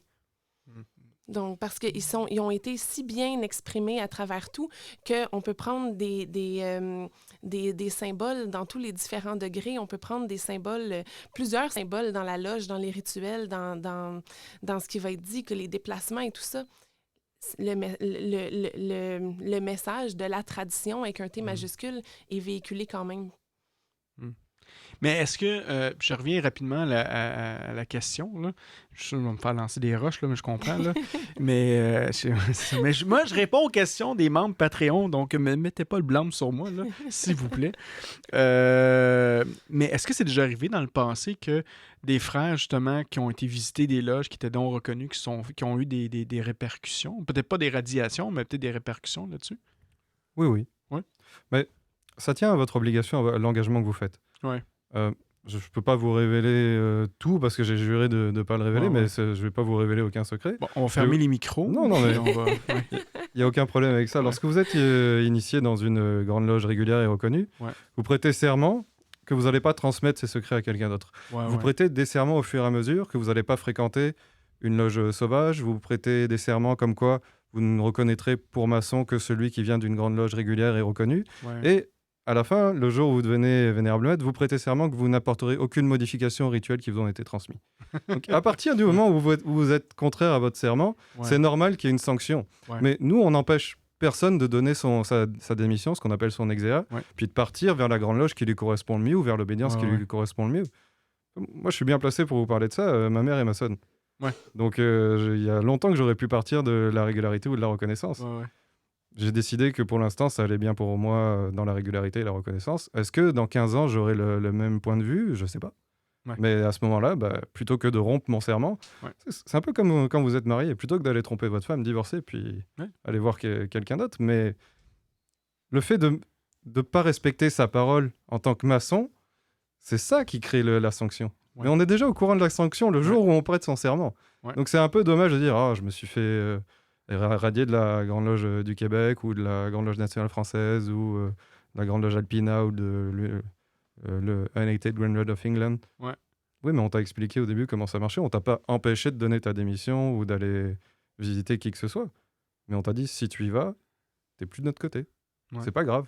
Ouais. Chacun son choix. Mais tu peux pas faire les deux. » C'est intéressant parce que justement, au mois de décembre l'année dernière, avant le COVID, au moment qu'on était tous libres et vraiment de bonnes mœurs, j'avais été à New York voir les frères de la Grande Loge de New York, mais pas les réguliers, là, l'autre Grande Loge de New York qui est pas reconnue par la Grande Loge d'Angleterre. Puis on avait été faire une œuvre caricative, en fait, à l'hôpital de Boston, pas de Boston, de New York, pour donner des cadeaux à des enfants, tout ça. Puis maintenant, on parlait du rite, eux, bon, ils pratiquent, c'est le rite de York, mais c'est le rite américain qu'ils l'appellent, en fait. Là. Et littéralement, c'est les vieux textes, puis c'était écrit noir sur blanc là, que t'as pas le droit d'initier de femme. T'sais. Dans le rituel, c'était comme ça. Puis à la fin, c'était écrit aussi que t'as pas le droit de modifier le rituel qui a été donné. T'sais. Donc, finalement, t'avais deux cadenas qui étaient déjà installés sur le rituel. Mais c'est intéressant de le voir, c'est que ça date quand même d'assez longtemps, puis c'est écrit là, puis c'est respecté avec toutes ces années-là. À la Grande Loge du Québec, on a une loge qui s'appelle St. Andrews, qui est en fait une loge qui vient d'Écosse à la base, qui date au moins 200 ans avant. C'était une loge, il me semble que c'était une loge militaire à la base, donc elle date de moins de 200 ans avant la création de la Grande Loge du Québec, donc même avant la création de la Grande Loge d'Angleterre. Puis ils travaillent en anglais, c'est légèrement difficile pour moi des fois de suivre parce que c'est dans du vieil anglais, mais c'est inclus dans l'obligation. Ah oui? Le fait que ça doit être que des hommes. OK. Donc là aussi, il faut se passer aussi dans le contexte de la société de l'époque. Ouais. Puis il y a des frères qui ont décidé de continuer à travailler comme ça, puis d'autres qui ont dit non, moi j'aimerais pouvoir travailler avec ma mère ou ma femme ou ma sœur, et puis qui ont décidé de franchir le pas. Mais moi, je pense pas que ça soit un problème. Du moment qu'on est tolérant et qu'on est bienveillant, puis qu'on considère ses frères et ses sœurs comme frères ou sœurs, je pense pas que ça soit un problème. Je pense que c'est un faux débat. C'est juste comment que c'est perçu, puis des fois, avec les années, tu sais, moi, je parlais de mon expérience à moi, OK? Mais au tout départ, quand j'avais commencé mon processus maçonnique, puis j'avais rencontré des frères qui étaient réguliers, puis ils me disaient « Ah, moi, je te reconnais même pas, je veux même pas te parler. » Et c'était ces réactions-là. Et moi, je me rappelle d'une réaction que Sylvain peut nous reparler assez bien, tu sais, que par Internet, au tout début des émissions Sous le bandeau, là, je pense, puis on commençait à faire nos conférences sur la maçonnerie, puis que Sylvain, littéralement, il était dans un débat avec quelqu'un qui était maçon, tu sais, puis qui était... En tout cas, je vais te laisser l'expliquer. Oui, j'ai carrément été agressé là, sur Facebook par un maçon de chez vous qui disait qu'on était des imposteurs, des bandits, qu'on trompait les gens, que c'était de l'arnaque, puis c'était pas la vraie franc-maçonnerie. Tu sais. C'est comme j'ai dit tantôt, la maçonnerie, c'est pas un filtre à con. Il y en a partout. Il y a des brebis galeuses partout. Oui. Mais le problème, c'est ça, c'est que ça revient à cette expérience-là. Fait que les gens... puis ça revient encore avec les mêmes théories de complot et tout ça, mais les gens vont avoir une certaine perception, ça va rester là, puis ça va faire en sorte que des fois ces nouvelles-là vont se propager. La chose qui est belle, puis je pense qu'en conclusion, j'aimerais ça qu'on y pense à tout ça. Puis là, encore une fois, je viens voir notre gérant d'Estral en arrière, François, notre district député grand maître de la Grande Loge du Québec, pour dire qu'en France, il y a quelque chose de fantastique qui se passe toutes les années. C'est des utopiales. C'est toutes les obédiences, reconnues, non reconnues, qui sont ensemble. Ils font pas de travaux maçonniques, mais à toutes les années, ils se rencontrent pour parler de sujets, un peu qu'est-ce qu'on fait au Clipsas et tout ça. Et c'est comme ça qu'on est capable quand même de fraterniser. Puis ça serait le fun, en conclusion, qu'on soit capable de faire la même chose au Québec, qu'on soit des précurseurs là-dessus, qu'en Amérique du Nord, on est capable, que les maçons réguliers puis non réguliers sont capables de se réunir ensemble pour faire un travail. Puis moi, moi puis Sylvain puis Claudia, on serait les premiers à vouloir faire ça. Puis si c'est des choses qui vous intéresseraient, ce serait fantastique de faire ça. Mais je lance l'idée comme ça. Mais si ça vous intéresse, ça peut être fantastique. Je pense que ce qu'on est en train de faire en ce moment, c'est déjà un premier pas. Ah oui, bien. Puis c'est un grand pas. Oui, c'est un grand pas. Un grand pas pour l'homme, mais un grand pas pour l'humanité. Mais, mais ça a On commencé. dit un petit pas pour l'homme, mais un grand pas pour l'humanité. On fait tout grand, nous, ici, Sylvain. Il y a Nous, toujours des c'est passemètres à l'Orient pour te reprendre sur ton rituel. C'est incroyable. On change le rituel. Non, mais c'est ça. Fait que ça serait fantastique. Puis comme tu le dis, frère Sébastien, mais aujourd'hui, c'est une étape importante. L'année passée, quand on était venu vous voir dans votre temple, c'était aussi une étape importante. Peut-être un jour, on fera une émission dans notre temple, puis on vous invitera aussi. Ce sera peut-être un autre point important si ça vous intéresse. Il n'y aura pas de tenue. Il faut juste rentrer pour regarder. Ça pourrait juste être, ça pourrait être intéressant. Mais je trouve ça fantastique. Donc, rapidement, on va y aller avec le mot de la fin. Ma sœur Claudia, ton mot de la fin? Moi, je trouve que c'est une super rencontre. C'est sûr que je suis triste de ne pas pouvoir vous visiter, je vous le dis, là, mais je comprends tout à fait. C'est vraiment une question aussi d'organisation et tout. Puis pour moi, vous êtes mes frères. Et puis, je suis très heureuse de pouvoir vous côtoyer. Puis j'espère qu'on va pouvoir faire des utopiales.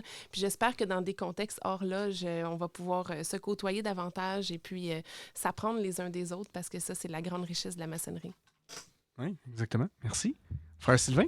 Ben, moi, pour ma part, je suis bien heureux de cette rencontre-là. C'est sûr qu'à l'intérieur de moi, il y avait un paquet de questions qui se bousculaient, mais en même temps, à travers ce que Cédric et Sébastien ont partagé aussi, ça m'a permis de comprendre beaucoup plus le contexte vu du côté de la Grande Loge du Québec. Puis, je comprends mieux maintenant.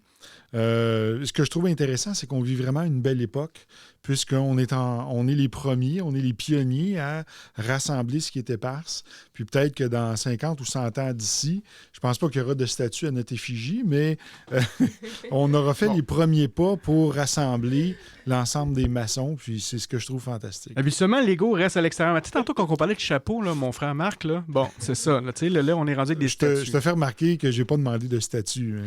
Je vais répondre vous deux. Je m'abstiens de tout commentaire.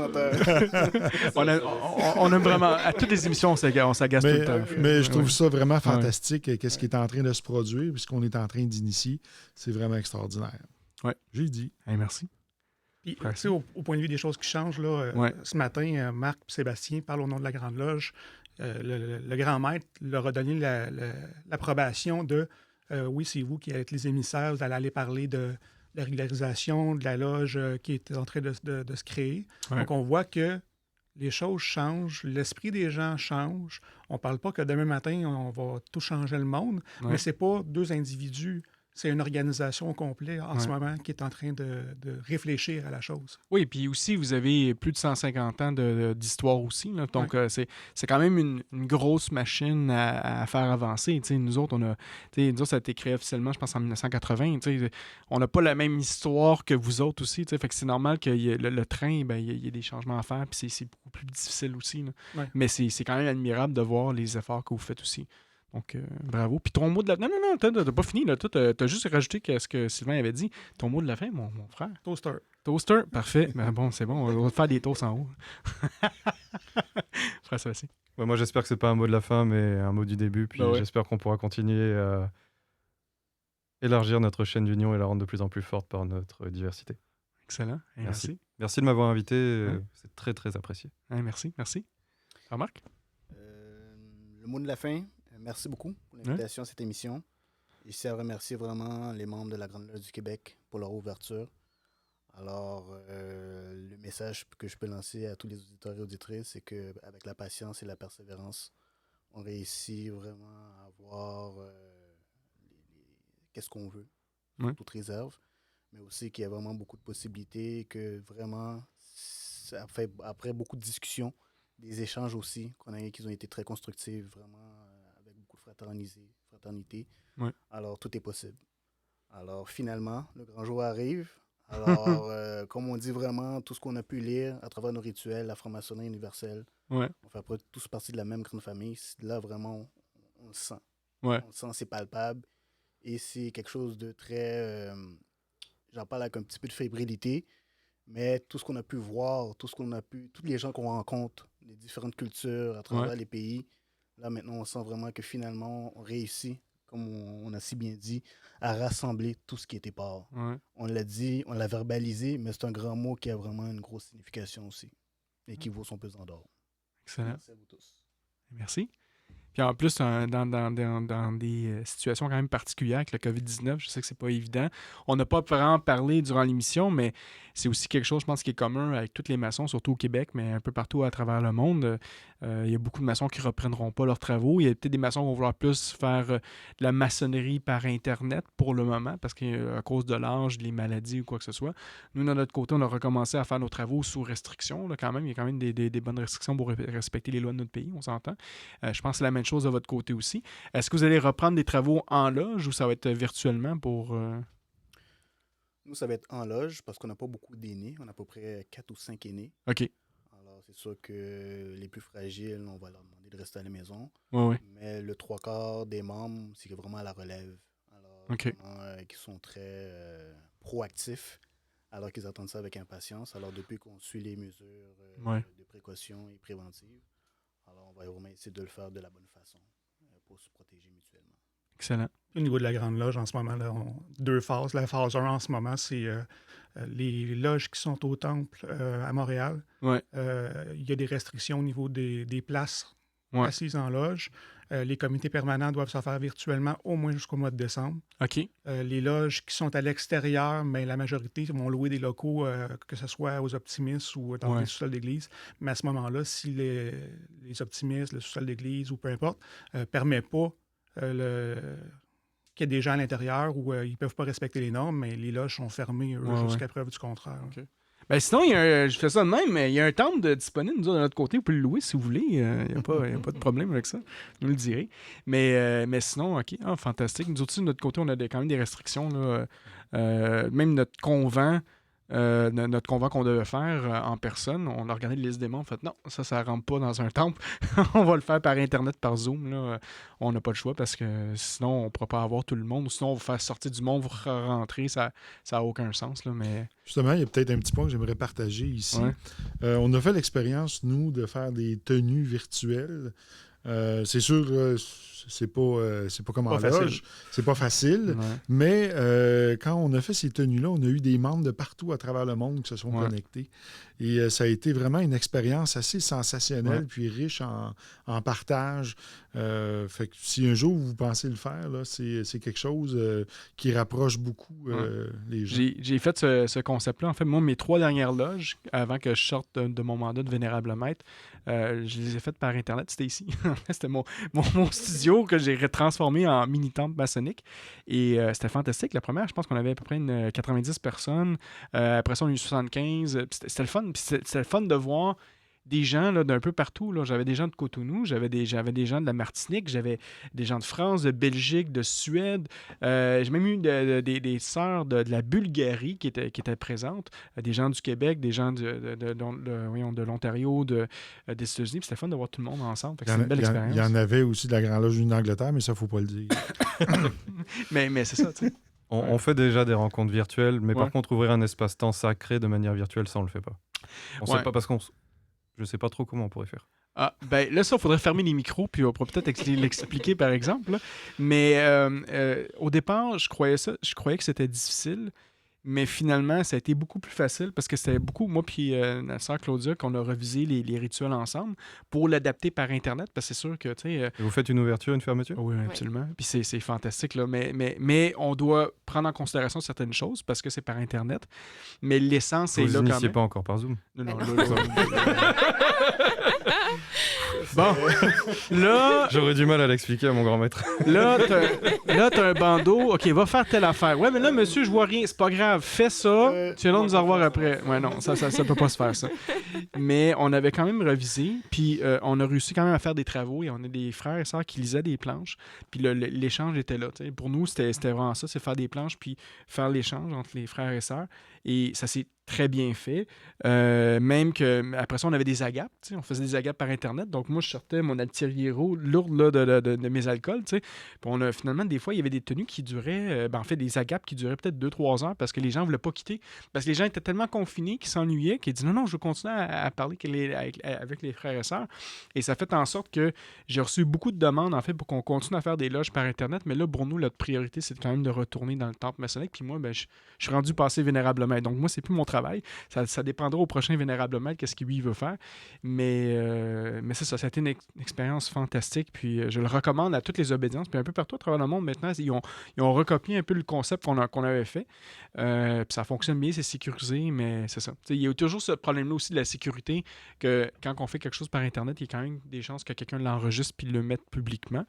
Mais nous, on avait mis des systèmes de sécurité qui faisaient en sorte que c'était... Je veux dire, les gens qu'on invitait, c'était des gens de confiance. Donc, si ces gens-là enregistraient, ben moi, je le savais automatiquement qui faisait quoi. Puis je pouvais voir là, ceux qui voulaient enregistrer. Donc, c'était au moins assez restreint. Mais c'était une belle expérience. Donc c'est ça. Tu veux-tu rajouter quelque chose? Non, c'est Sébastien qui voulait plus avoir le micro. C'est ça, il était tanné. Hein? Moi, avec mon mot de la fin, en fait, c'est toujours qu'on a l'habitude, je vais remercier nos membres Patreon. Donc, si vous voulez donner Patreon, donc c'est patreon.com/sous le bandeau. On a 3 forfaits. On a forfait à 3$, 5$ et 7$. En gros, qu'est-ce que ça donne? Ben, ça donne les magnifiques pins sous le bandeau que vous avez reçus aujourd'hui.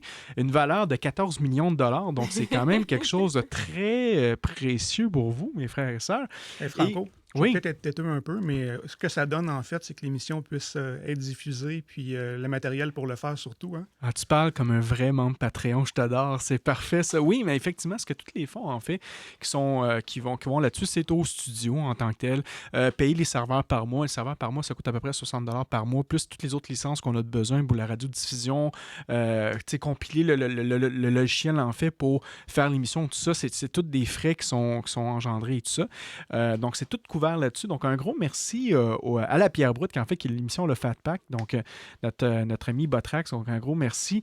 On a les auditeurs flamboyants qui sont le forfait à 5$ avec Vincent, Thomas, Julien, Cindy, Carl-Henri et nos maîtres podcasters. Donc, on a Thibaut, Sean, Ronan, Raymond Nadeau, Pierre D, Michel Bernard, Laurent, Dominique et nous avons Cat Jazz, Eric et notre frère Cédric. Donc, un grand merci à tous nos membres Patreon. Merci à tout le monde de nous avoir écoutés aujourd'hui sur notre page Facebook, facebook.com/sous le bandeau, ou sinon, si vous voulez voir toutes nos émissions, vous allez sous le bandeau.ca. Ça va faire plaisir. Mon nom est Franco et je vous dis à la prochaine. Bye bye.